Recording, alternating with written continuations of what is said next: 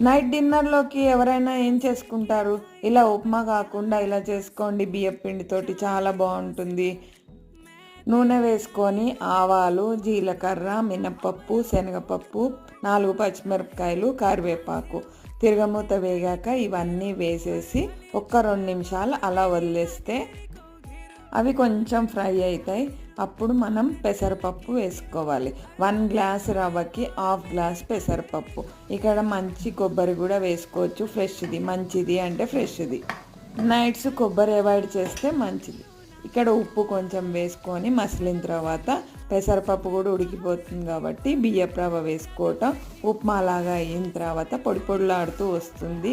టమాటా పచ్చడి కాంబినేషన్ కానీ పల్లీల పచ్చడి కానీ, నేను టమాటా పచ్చడి చేశాను, రోటి పచ్చడి. ఇక్కడ మాగాయ పెరుగు పచ్చడి కూడా బాగుంటుంది.